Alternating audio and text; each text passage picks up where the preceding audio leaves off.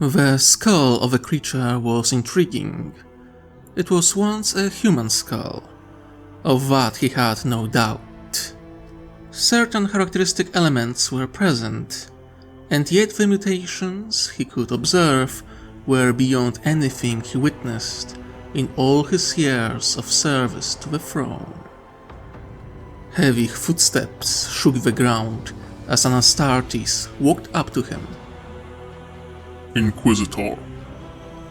Valen Strode of Red Scorpions and Apothecary of the Death Watch said in measured tone. Report. Otvar answered, still analyzing one of the remaining corpses of the things that attacked them. 5 stormtroopers and 8 men-at-arms are dead. Another 4 stormtroopers and 6 men-at-arms are wounded. Krav and Trav suffered non-lethal wounds, but their effectiveness in combat will be impaired.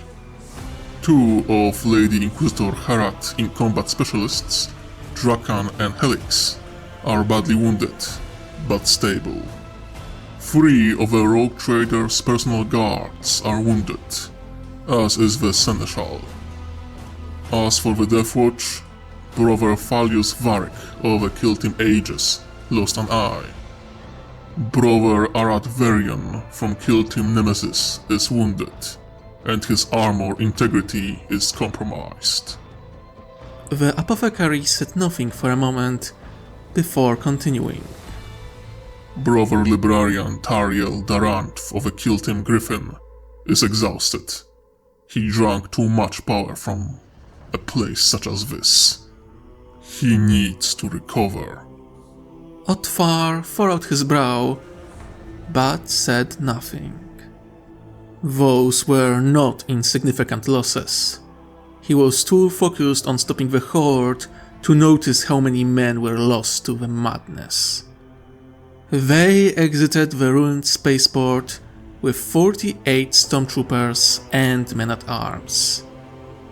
Now they had only 25 of them, which weren't wounded. Despite all he sacrificed, Inquisitor. Apothecary broke the moment of false silence. Thank you for your report. I shall discuss our next course of action with the rest of the leadership. He finally answered, hiding his displeasure. He stood up and moved towards the center of a small encampment they established in the defensive ring they held minutes before. He saw that Herat and Vorhais were already walking over. Same for Cassius Orlon and Librarian Daranth, who was leaning on his staff as he walked by the side of his leader. Otvar noticed discoloration under Librarian eyes. He was bleeding from them not long ago. Otvar wanted to curse, feeling how light his hands became after losing so many rings in the desperate gambit. They had a need of a librarian. But was he of any use in this state? Well, well, well. Helena said with a big grin on her face. I knew you were holding an ace up your sleeve, Inquisitor, but I must say I am impressed. I am not selling you any rings, Otvar answered. Rogue trader feigned shock. My lord, but I didn't ask for any. She said in a tone of a little kid that knows that she is lying. You were about to. Otvar let out a breath. Let's keep the nature of my rings out of this discussion and focus on what we should do next. All nodded their silent agreement. Bombing this world from orbit seems more appealing by a minute. Herat muttered before continuing after a sharp look from Otvar. I'm serious. We barely survived here with more than a dozen Astartes by our side. Were it not for you and Librarian Daranth, we would be dead. I doubt that the Tau could survive here. Agreed. This world is incredibly hostile and corrupted to its core. Continuation of our search is ill-advised, taking into account the damage we suffered in this engagement. Orlon stated in a stern voice. We must consider if the target could even survive out there. Otvar hummed for a moment before looking back at Herat. And what of Emperor Starot? He asked. Herat let out an irritated breath. That's the only reason why I'm still here and not on my way to the spaceport. The Tarot said that we will find the Seeker here, and I can feel that we are going in the right direction. But I am unsure if it's not a trap. She glanced over a corpse of a beast that was being carried out of the encampment. Those things are twisted in more ways than one. Flesh, bone is one thing, but their souls, I never felt anything like that before. I agree with Inquisitor Herat. The librarian said in clearly strained voice. Those things, each of them was once a human. Otvar froze for a moment, before turning to the librarian. Did you want to say that their ancestors were once human? He asked. To his terror, librarian shook his head. No, my lord. I did not. Was his gut-wrenching answer. Even Orlon's stoic mask cracked at that. You want to tell me those were once humans? Imperial Fist asked in disbelief. I know. It's hard to believe. Tariel said, turning to the kill team leader. But it's true. Each of these beasts were once a simple mortal. But that titan-sized thing that was made of countless fused beasts. He let out a tired breath. So many voices. So many shattered souls. I can't fully explain. Not to those without psychic connection. He said in apologetic tone.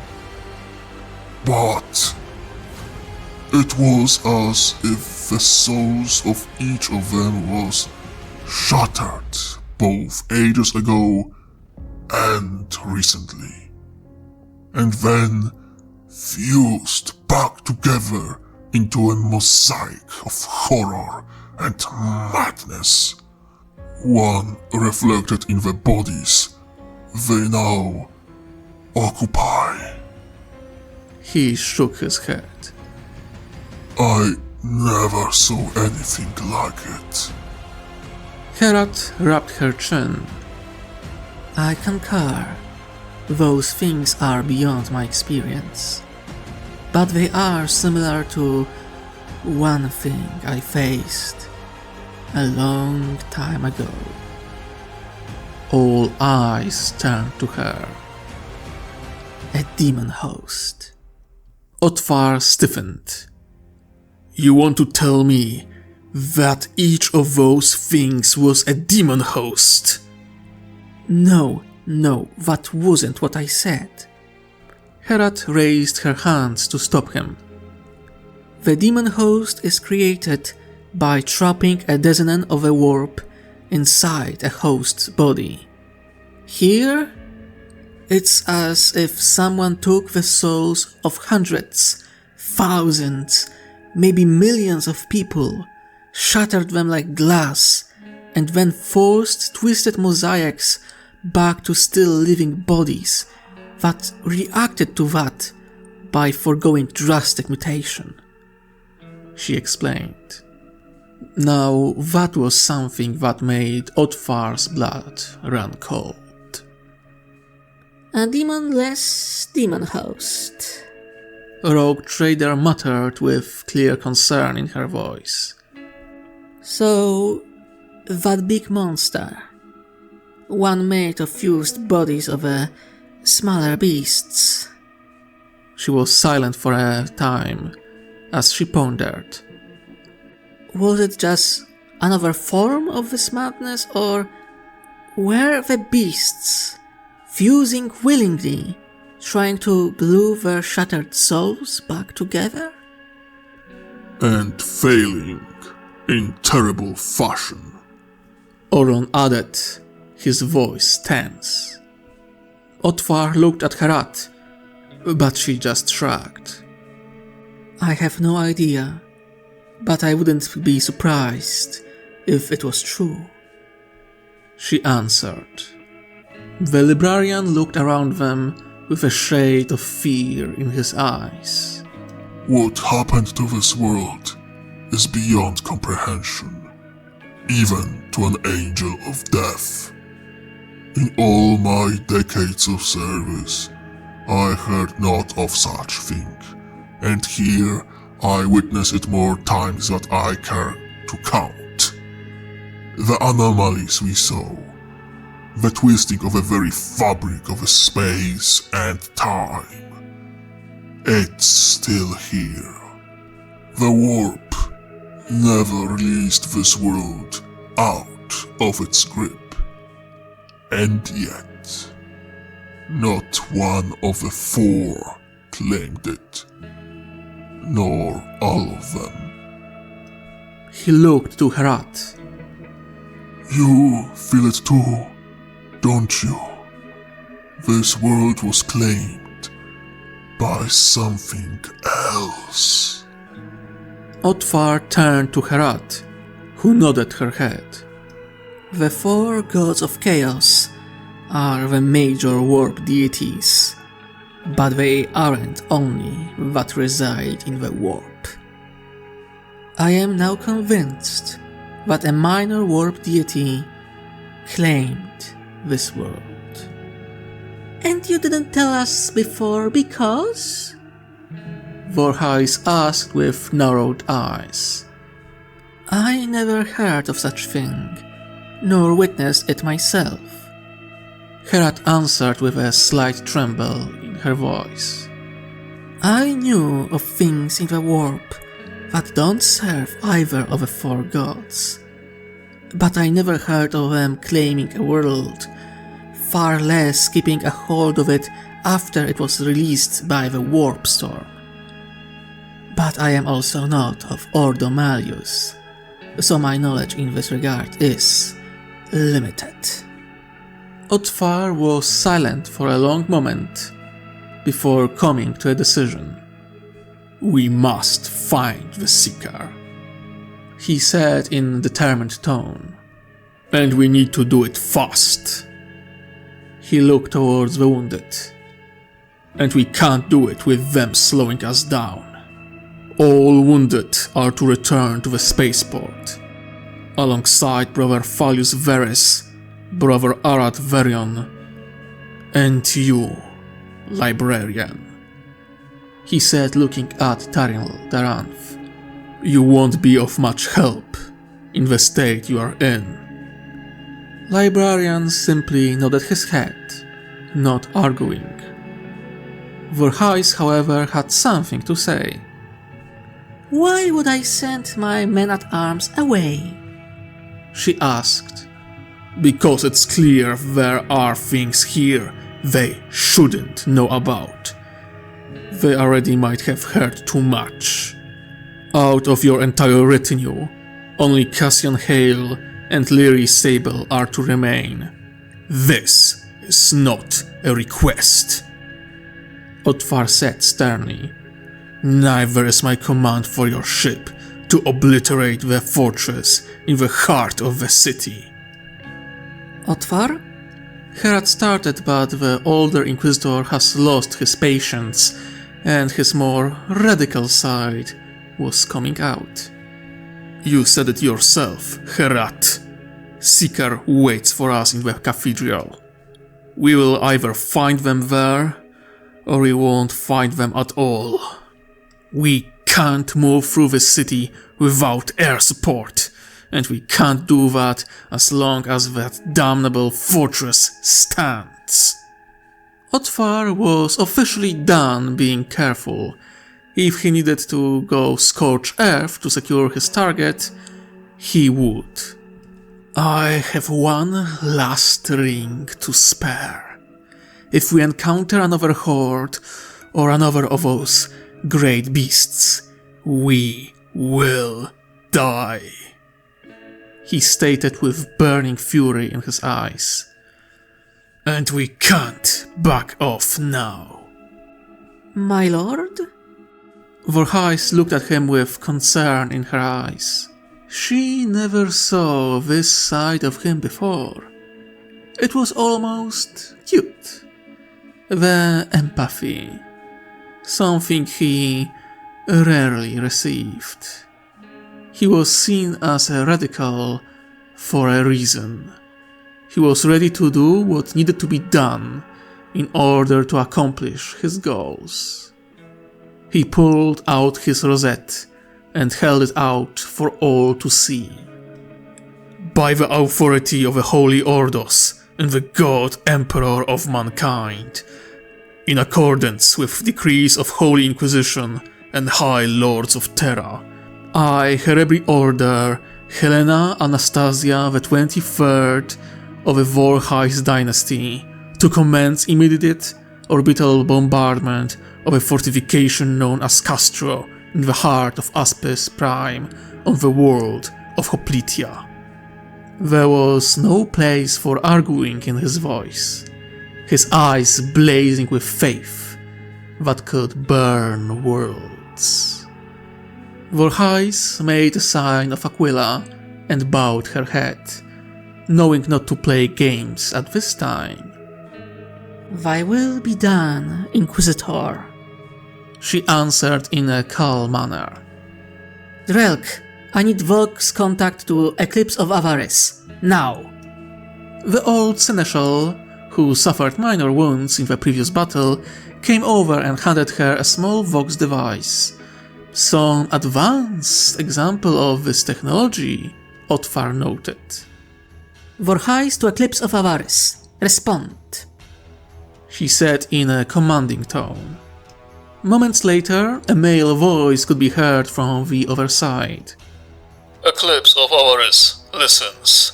What are your orders, Lady Captain? Listen to me closely, Hellsman Davaros. I am under orders of the Inquisitor Otvar himself. You are to commence precise orbital bombardment of a fortress in the heart of the capital. We are not too far from there, and our goal lays in the cathedral. Make sure that neither are in the blast radius, she said in commanding tone. There was a moment of silence before the voice of Hellsman could be heard once again. Order received, my lady. I am moving Eclipse of Avarice into optimal position. However, I need to emphasize that even at the best of times, precise fire from orbit is challenging. To ensure safety of you and the cathedral, we require a clear signals from beacons to help us with calculations, was officer's quick response. How many beacons do you need? Vorhais asked. 3 at minimum, Lady Captain, but the more the better, he answered. Vorhais turned to Otvar with a questioning look. Inquisitor rubbed his chin before nodding. Place one beacon here, the second at the landing zone. Orlon, Order your Black Stars to relocate and put out beacons to help with bombardment calculations, he ordered. What about the safety of the landing zone? Orlon asked. Gun cutter and Valkyries will be enough to hold it, alongside the forces that fortified the position, Otvar answered. Very well, Inquisitor. Orlon nodded before switching channels and communicating with the pilots of Black Stars. How long until bombardment is ready? Helena asked. 4 minutes until we are in position, between 6 and 8 minutes before calculations are ready, depending on how quickly we will have clear connection with the beacons, was his answer. You have 13 minutes to accomplish my order. Otvar spoke with cold malice in his voice. Do not fail. By your will, Inquisitor. Hellspan answered with a slight tremble to his voice. Otvar nodded and moved on top of a defensive ring, looking through the gaps in the ruins to look upon the citadel. Then he turned his eyes towards the distant ruins of a cathedral, his eyes narrowing. Prepare yourself, Xenos. We are coming for you, he whispered as the seconds to bombardment ticked away. I am but a grain of sand in the desert. I am but a drop in the ocean. I am but a breath on the wind. I am but a spark in the fire. In the silence I find the first truth. All is movement. The wind that carries the smell of a steppe, the stars in their eternal dance, the blood that flows through my veins. Life flows in circles and through pathways, many of which are yet unseen. My role is to find them, to see them, to seek them out. I am a wanderer, a traveler, a seeker, bound to no place, no time. My steps leave imprints in the dust for others to follow, for I am guided by the greater good, and the greater good is without form or limit. To walk the one path is to embrace the unknown, to embrace unreachable, to embrace the path itself. Knowledge is not always an answer, and not all answers deserve a question. In the pulse of my heart, I find the second truth. All is unity. I am not alone. All who walk the one path are not alone. No matter how difficult it seems, and how far we strained away from it, as long as you walk the one path, you are never alone. Each step is intertwined with the steps of others, warriors, workers, messengers, traders, leaders. From the lowliest of servants to the mightiest of commanders. The greater good binds us, but also frees us. To act for the self is to weaken the whole. To act for the whole is to elevate the self. Even now, as I walk this distant path, I carry burdens of the many, not of the one. I carry their hopes, their fears, their dreams, just as they carry mine. I must carry them with care, for they are not mine to keep. I am but a vessel, a momentary guardian of their flame. And even as this fire warms me, it burns me, yet I will not flinch from my duty, nor our shared destiny. In the stillness of my mind, I find the third truth. All is sacrifice. To be a seeker is not for those who seek power, glory, or reward. It is a path of giving, to give to others even if nothing is left for oneself. I am a honed blade for battle. I am a grateful song for peace. For the greater good, I must be willing to give my life, not just in the heat of war, but in the quiet of understanding, the stillness of reflection. The song within me is not for myself, but for all. To fight is not always to kill. To lead is not always to command. To forgive is not always to forget.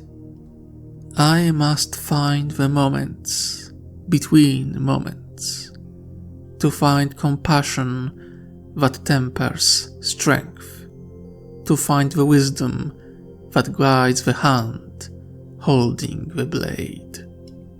In the rhythm of a world, I find the fourth truth. All is impermanence. The stars above me will one day burn out. The worlds I walk will crumble to dust. My body shall return to the earth, as all things that live do. But one cannot fear it.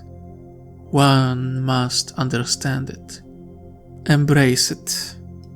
For only by acknowledging the transient nature of existence can we find the strength to act meaningfully within it, to accept the change, to accept the passing, to accept the end, yet to see that you do everything you can for the greater good. I do not cling to the past, nor dread the future, for I walk in the present, fully aware of the fleeting moments that define my journey on the one path. To know impermanence is to know that each step matters, but not the single step defines the path. In the serenity of my spirit, I find the last truth. All is balance. The universe is vast, and its forces are ever in tension. Light and dark, creation and destruction, peace and war. Each has its place, its purpose. The greater good is the fulcrum upon which the balance rests. To follow the one path is to be the weight that tips the scales towards harmony. As a seeker, I must find balance in all things. In the fire of battle, I must find calm. In the stillness of meditation, I must find readiness. In loss, I must find meaning. In victory, I must find humility. I am the seeker. I serve the greater good. I walk the one path. I am but a grain of sand in the desert. I am but a drop in the ocean. I am but a breath on the wind. I am but a spark in the fire. Yet I carry within me the weight of 1,000 worlds. I walk into the unknown with peace in my heart and serenity in my mind. Harmony through body, mind, and spirit, ever connected to the world and the wider universe. Those are the 5 truths of the Seeker, and my eternal oath to the one path. The world became brighter just as he finished speaking. A thundering sound of obliteration smashed into the ruined cathedral, bouncing between the cracked walls and smashed glass. An echo of heatwave reached him not long after, bringing the smell of molten steel, concrete, and much more. He could smell it. The pain, the madness, the absolute state of anarchy that took this world. The Seeker opened his eyes slowly, still sitting with crossed legs near the ruined altar of a human temple. A massive statue of a martyr emperor standing behind him, damaged by time and twisted by a cruel will. A crown of thorns biting into the visage of a king, making him bleed with gold. His sword was broken, his clawed hand transformed into one of a monster, his face being one of rotting flesh and cancerous bone in equal measure. The Seeker slowly turned his head towards the source of interruption. It was hard to see, but there was a column of black smoke rising from the place where the ruined citadel once stood. Ethereal stifled a chuckle. And they will be heralded by lances of light and scorched earth, He muttered to himself, still smiling. As unsubtle as you said, my old friend. He was silent for a time. So, I am soon to reach the end of my path.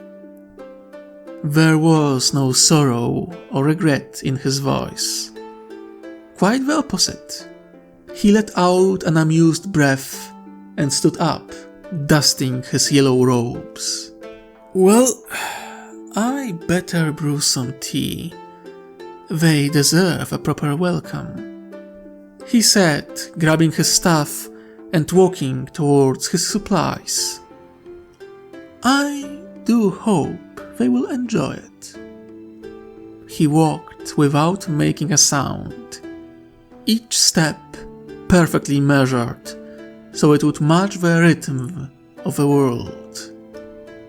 He walked through the smoke of traditional incense and over the unmoving shapes on the ground. His previous guests, who didn't come to enjoy a cup of tea with him.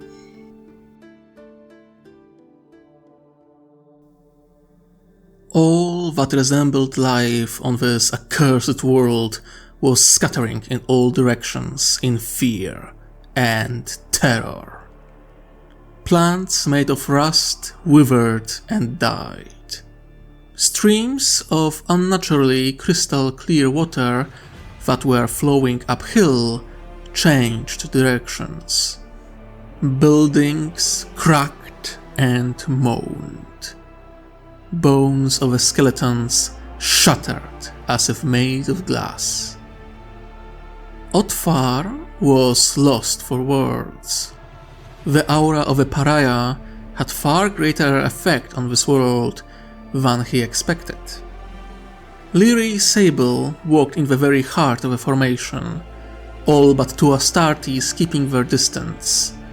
Herat keeping to the back of the formation, doing her best to be as far as possible from the blank. He understood why. Even Otfar could feel it. The dread, the emptiness, the very death of the universe personified in one soulless woman who walked with little to no care through the ruined city. It was as if the warp itself was a thread that kept this entire hellish place together, and the very presence of a blank was tearing the very fabric of reality. And while he was fascinated by the destruction her presence did to the city, it was what was happening behind them that caught his attention. Everything that crumbled or died returned to life the moment the aura of a pariah stopped touching them. The skeletons fused back together, plants came back to life, buildings stopped trembling and crying in pain. He was looking at a withering tree whose branches were locked around the necks of dozens of skeletons when Helena walked up to him. Are you sure using Sable abilities is a good idea? Rogue Trader asked, looking around the crumbling buildings. What if those things we saw before see this as an attack on their habitat? Everything that resembles life keeps their distance, Otfar stated, gesturing towards the blank. I think I've made a mistake not using her abilities sooner. And lose the potential of a librarian and fellow Inquisitor in the exchange? Vorhais asked in mocking tone. I think not. Not to mention, we aren't sure if those beasts wouldn't attack us, even with her presence. Otfar nodded his head. It was true that blanks were very useful while dealing with the warp-based threats, but the things they met weren't fully of a warp. And she was right. He couldn't allow the only librarian he had on hand to be incapacitated. He was about to say more when Cassian Hale ran up to them and bowed his head. My lady, my lord, he said in a calm, deep voice. What is it, Cassian? Helena asked with a slight tilt to her head. There is a great ravine between us and the cathedral. I'm unsure how we missed it during the flyby, probably the effect of local anomalies, but there is only one way over it. A bridge. He looked toward Sable. And while I see the usefulness of my friend's abilities, I have severe doubts about the integrity of such construction if touched by her aura. I must second that opinion, Lord. Orlon's voice sounded through the comms. He was clearly listening in on their conversation. Seeing the effect Lady Sable has on the buildings around us, there is no telling what effect she will have on the bridge. Agreed. The strange voice of the Kolaherat reached them through the comms. And I will appreciate a break from being subjected to her aura as well. Otfar turned to Helena and nodded his head. Sable, dear, switch on your collar. Rogue Trader ordered in a pleasant tone. Pariah bowed her head towards her mistress and touched a crystal in the middle of her collar. Her aura retracting in the fraction of a second.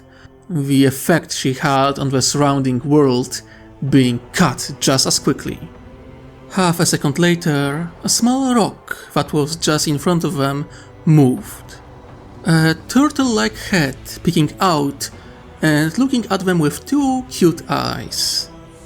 Then 11 furry dog-like legs emerged from under the rock, and the thing made a run for it, followed by the eyes of a rogue trader and Inquisitor. "This place is a horror show," Cassian muttered, looking away from the thing. "It's a good thing we are getting close to our objective then. Let's move." Otvar commanded, and the entire expedition kept up the pace. As he walked, Herat joined him, looking around with concerned eyes. Otvar followed her gaze and saw a great tree that was getting smaller. Yes, they were looking as the great tree was becoming younger and younger. Time moving backwards in a column of twisted time, cutting into the reality of corrupted, twisted city. Another time anomaly. Herat muttered to herself and shook her head. There are so many of them here. I stopped counting. I bet that our friends in Ordo Melius will rip their hair out when they read the reports of what we found. Otvar mused, looking towards the bridge that stood over the ravine. It was old in Imperial construction, wide enough to let 4 columns of tanks to pass through it.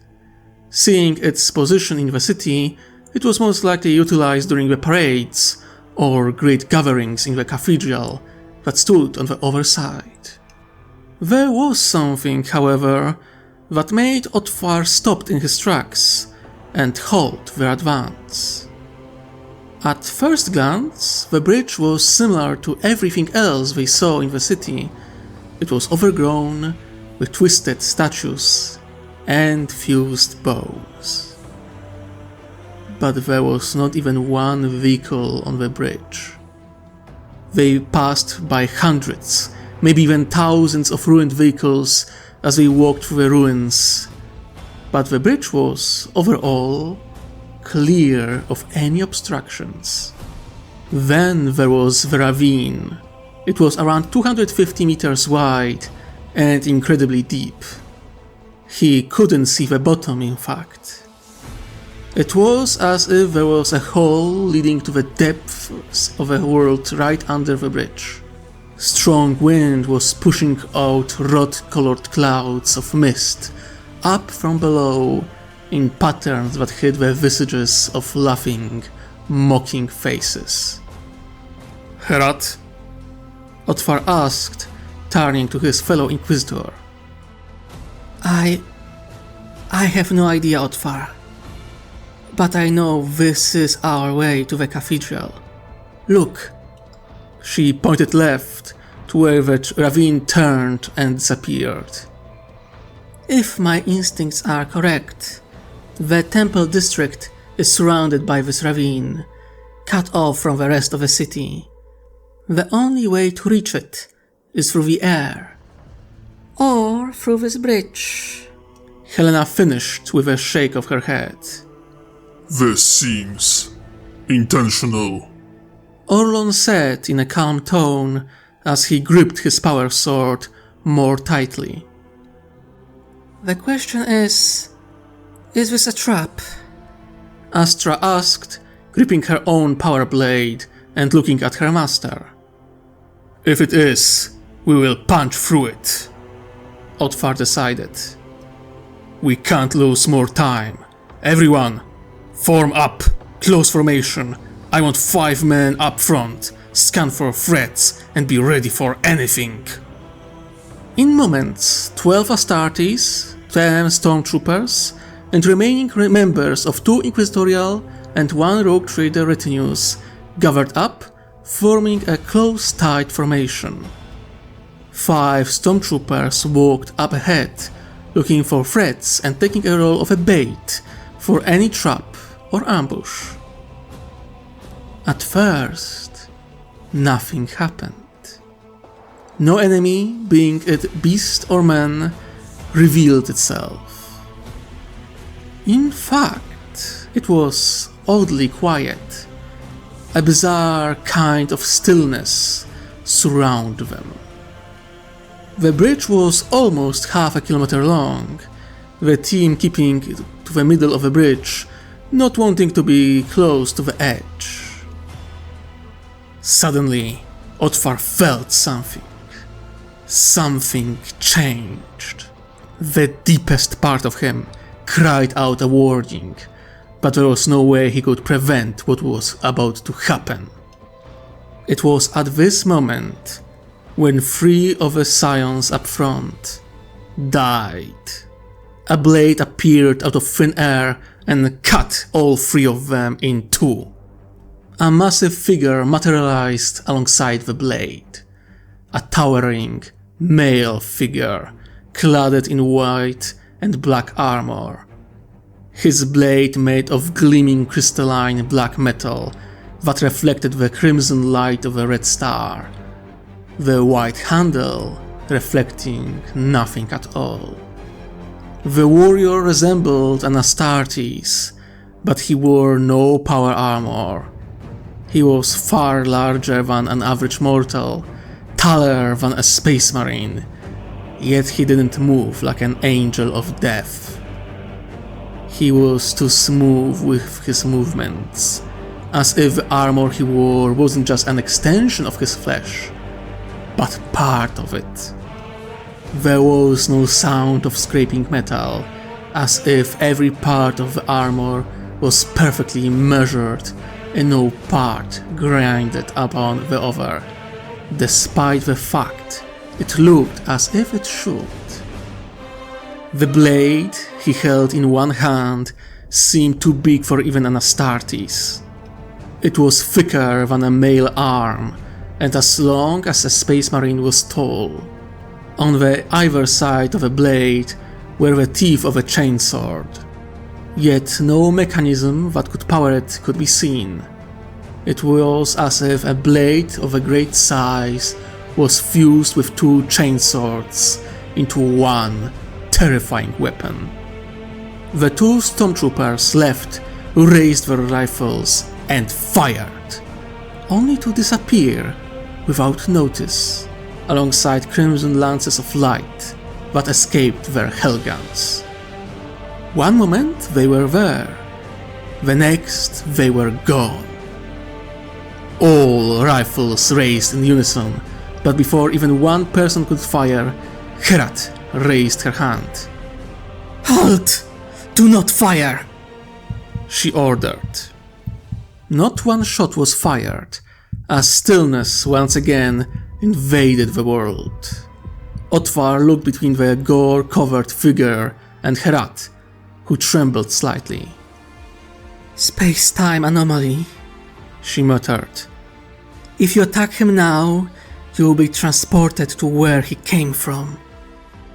The warrior seemed aware of this fact as well, as he didn't move either. Then the feeling disappeared. An invisible presence moved past them. The knight tilted his head, looking over his opponents. I see you sent brother librarian away this time, Inquisitor. He said, looking straight at Otvar. You aren't usually so kind towards him. Otvar could almost feel his blood freeze. When the knight spoke to him directly, he steadied himself before he answered. You seem to know me, but I do not know you. He answered, keeping his attention on the new foe. You do know me, Inquisitor. Well, a version of you do. You managed to kill me few times. The knight sounded cheerful at the memory. I've managed to kill you more times than I care to count. Otvar glanced at Herat, but she shook her head. She had no idea what this person was, if one could call them that. She doesn't know. The knight said with a chuckle. She can't know. Not yet, at least. Otvar gritted his teeth. You are very insightful for a heretic and a traitor, he spat. The knight laughed at that. How can one be a betrayer if one was betrayed first? He asked, spreading his arms. Didn't you see it?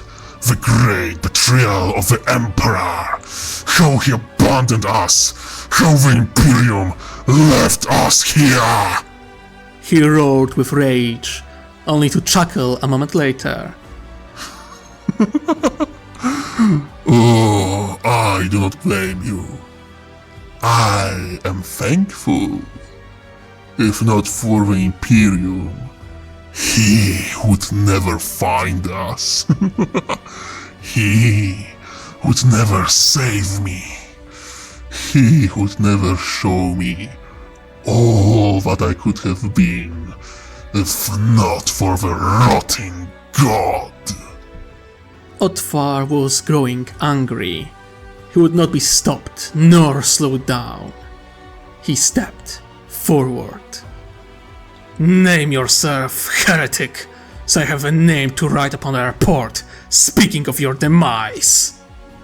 The monstrous human tilted his head for a moment, as if deep in thought. I do not remember my original name. I do not believe I had one. He chuckled. So many lines, so many threads. He gripped his helmeted head. I am Voidcard, the Unmaker, the Unbound. Wars are my names. I am a knight of 11th Legion, champion of 11th Company. I am the master of the Soul Shredder. I am the champion of the Faithless. I am the chosen of the Arch-Anarch. And I am what stands between you and the Seeker. Otvar grimaced as he raised his blade to point at his new enemy. Then you will die. So will you. Voidheart retorted with a hidden grin. This time or another, you will die. Take him down! Otvar roared the order and everyone opened fire. Impossibly, the knight charged forwards, dodging or ignoring each shot coming his way. Lances of crimson light shattering upon his armor as if light was made of glass. Bolter rounds doing little to no damage as they detonated harmlessly upon the knight's armor. Heavy bolter and plasma cannon fired, but the inhuman thing jumped out of a line of fire, somehow changing directions mid-air before crashing into the ground and ripping through the distance between him and the servants of the Emperor. Orlon brandished his power sword alongside another 3 other members of the Death Watch and countercharged him. The remaining 8 Astartes changed positions, looking for a clear shot when the opportunity arises. Stormtroopers and retinues of Inquisitors fanning out, hoping to do the same. Only Helena Vorhais, Cassian and Sable remained close to one another and in the back of a formation.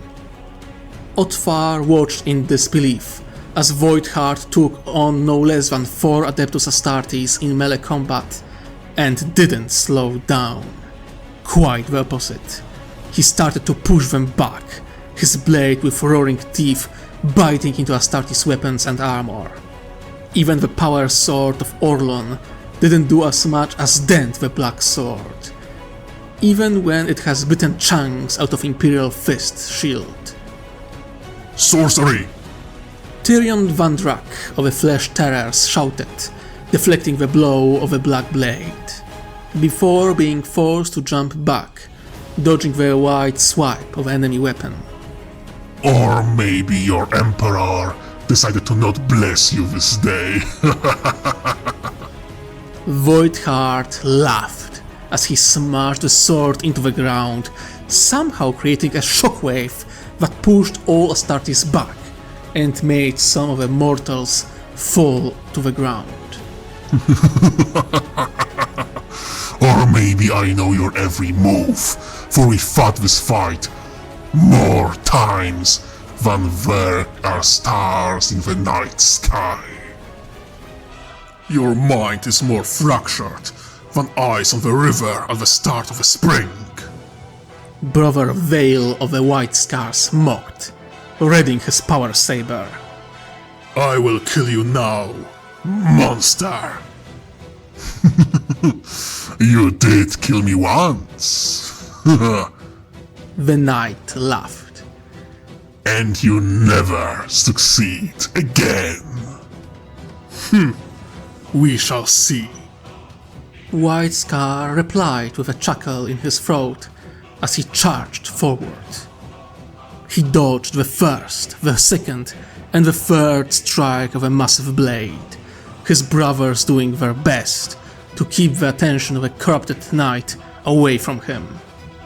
White Scar jumped, blade ready to thrust right through the Void's heart's eye. This is the end. Son of Khan roared, thrusting his blade forward.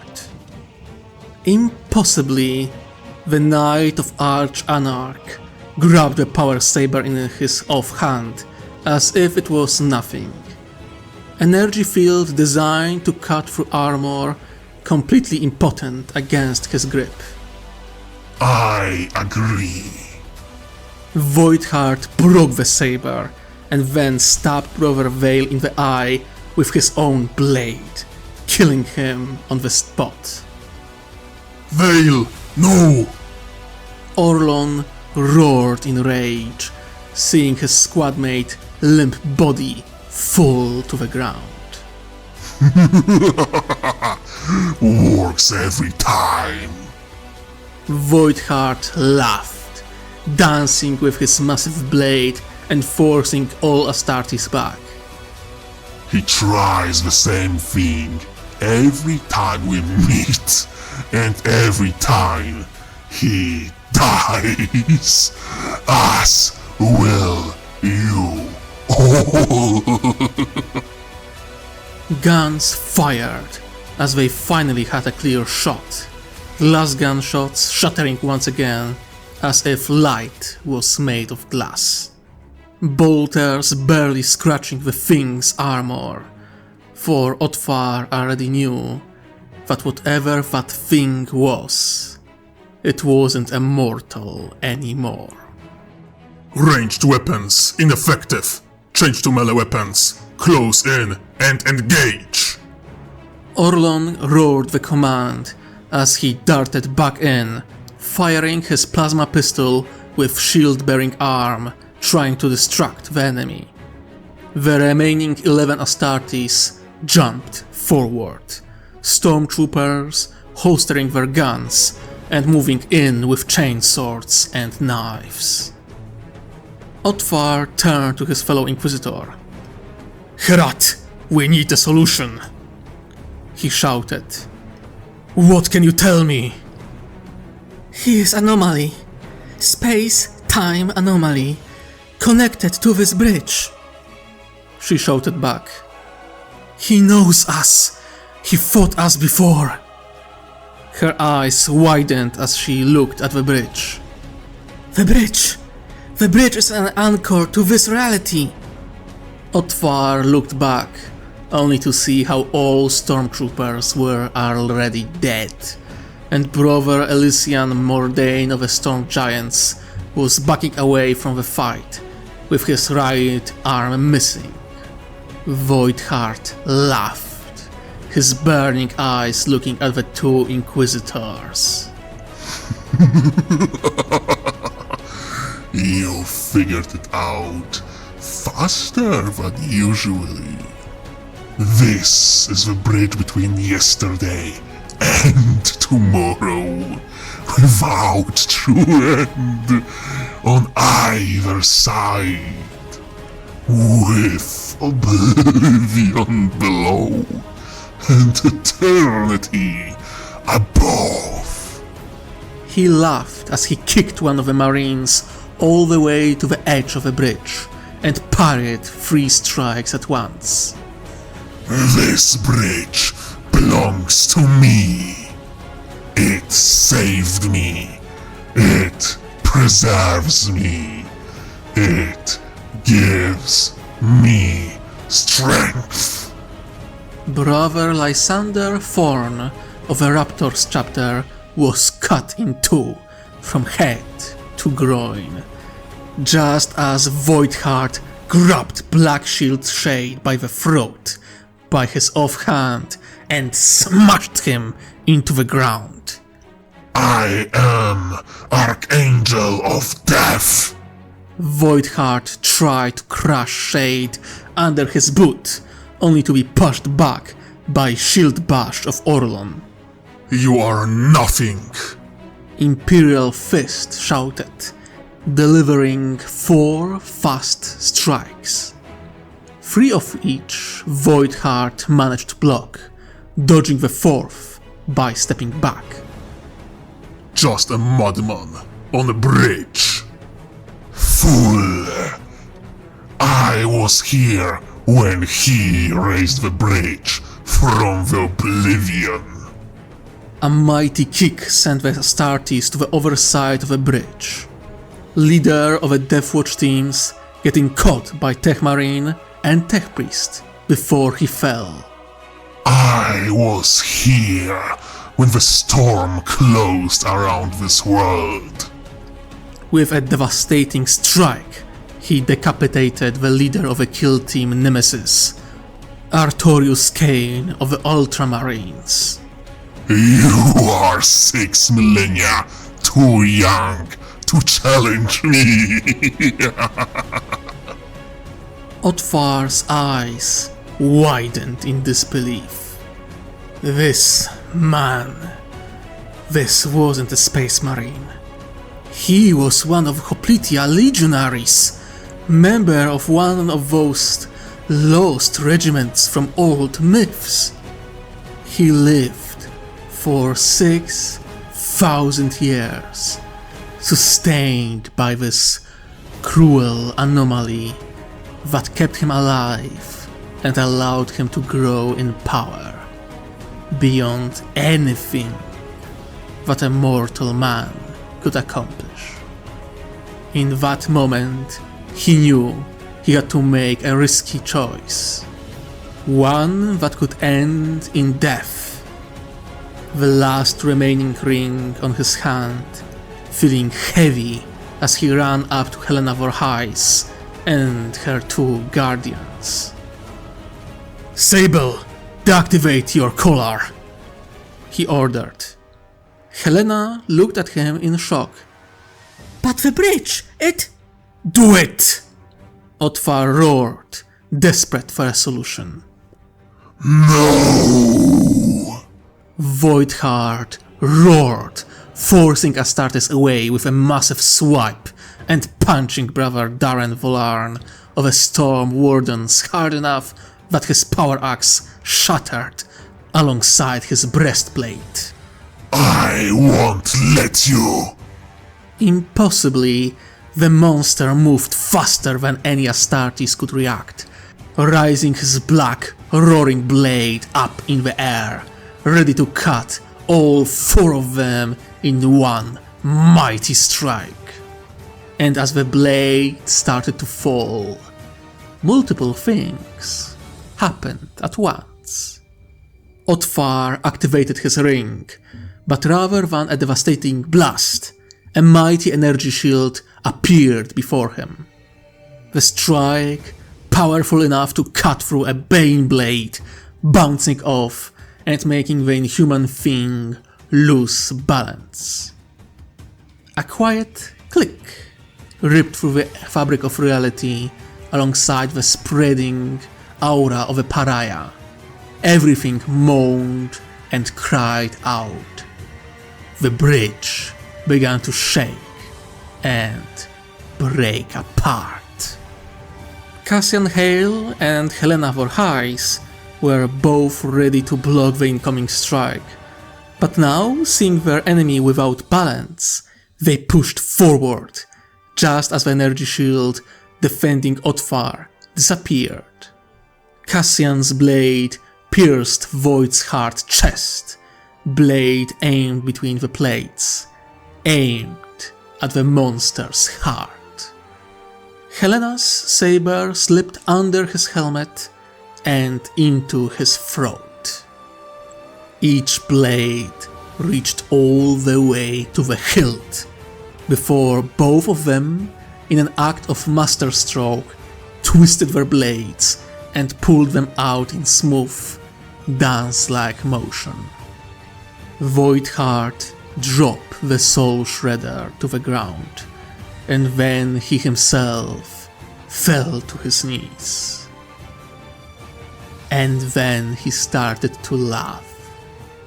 Otfar watched with unbelieving eyes as he turned his face towards him, black and white liquid flowing out of his wounds, a pair of blazing eyes piercing his very soul. No tomorrow and no yesterday. Eternity and oblivion. He protects me, Otfar. He protects me. The bridge started to quake apart.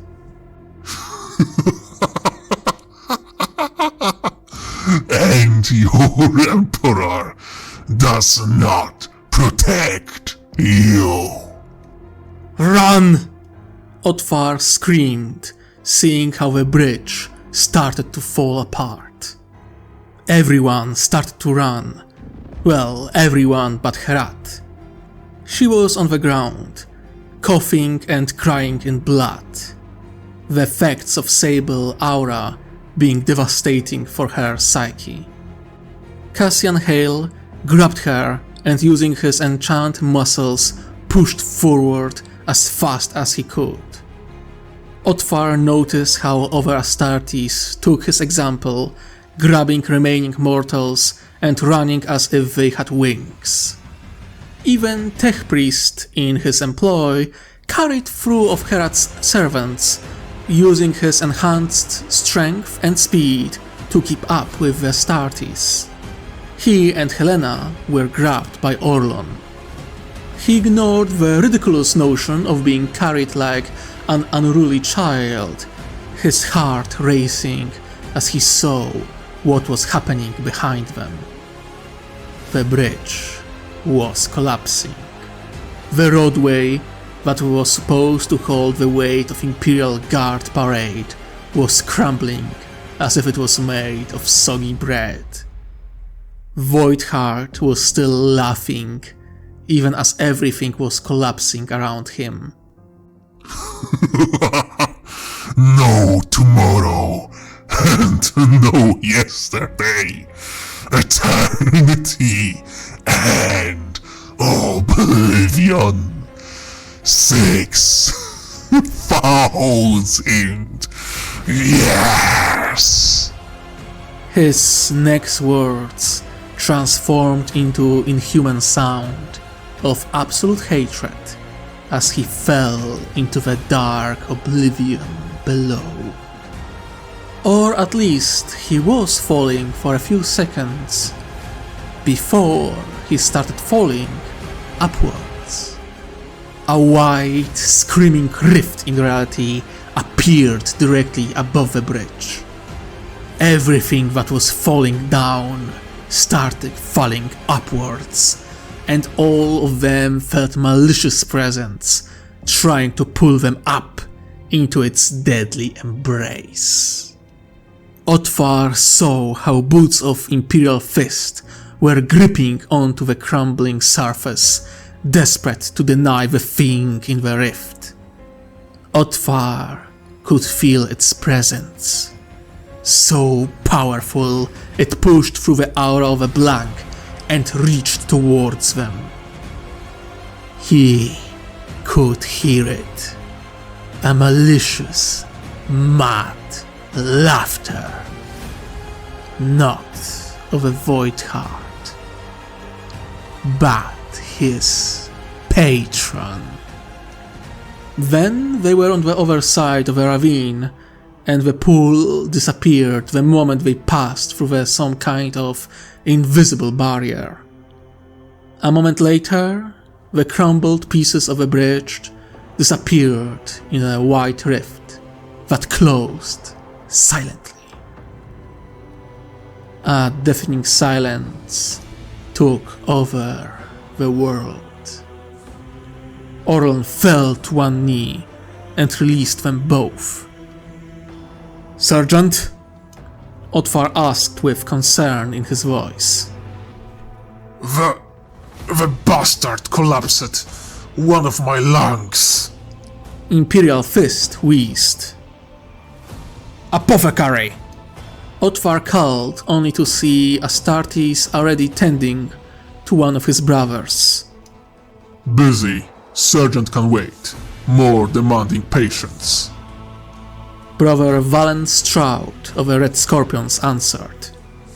"Darren, help him!" Otvar commanded his tech priest. "Sable, switch on your collar. Sarah, take care of Herat." Otvar rose to his feet, giving orders and trying to reorganize what was left of his forces. Thankfully, all of his retinue, alongside those of Herat and Vorhais, were still alive. Stormtroopers were gone. Elite soldiers of the Inquisition were dead to a man. 3 Space Marines were dead as well, their gene seed lost alongside their bodies. The rest of our angels were wounded. All suffered from internal bleeding and cracked bones. One of them was missing an arm, one more just a hand. The Black Shield's power armor was silent, its power plant destroyed when he was smashed into the ground. Herat was in bad shape. She was laying on the ground, held by Cassian, breathing heavily and shallowly. Dry crimson streams marking her face, where blood tears flowed down her cheeks after she experienced the aura of a pariah, and maybe even the presence that managed to overpower it. As things started to calm down, he turned towards the cathedral. It was so close now. "Take a breather, everyone," Otvar ordered. "We are almost there." "Baltic!" Lady Vorhais called to him. A quiet moan escaped the lips of Vikola Herat, Otvar turning to face his colleague. Cassian still held her in his arms. Vorhais was washing away the blood from her face with the care of a mother. She was in bad shape, maybe worse than he expected. She gestured for him to get closer. He knelt beside her and grabbed her extended hand. What is it? He asked. I can feel it. She whispered, her voice strained, yet still full of conviction. What can you feel? He asked, gripping her hand tightly. The Seeker. He is here, she said calmly. He is waiting for us. Otvar looked up at Vorhais, who shrugged, uncertain what to make of it. The thing in the rift, Herat continued. It hates him, and it fears him. Now that wasn't something Otvar expected to hear. Why, Herat? Why does it fear him? Otvar kept his voice steady. Because he can't corrupt him. Because he is its opposite. One is anarchy, the other is harmony. She explained in a whisper. I can feel it, you know. Peace. Emperor's grace. I never thought I would know how it feels. Herat closed her eyes as she drifted off. Otvar looked to Sira, who appeared without being called, and checked on the female Inquisitor, a small device in her hands emanating a red light as she scanned her. She is fine, my lord. She answered. As fine as she could be. Her brain is still working, and I do not see any internal bleeding. She went through psychic shock, but her training kept her alive. She should open her eyes in a few minutes, but she will need rest. Only after we find the Seeker, Otvar answered sternly. As you say, my lord. Medicae confirmed before going back to check on other wounded. Otvar gave Helena a nod, who remained by Vicola's side. Otvar walked a few steps before looking up at the cathedral. The imposing shape was hiding the prize of his hunt. The secrets of the Tau Empire will soon be his.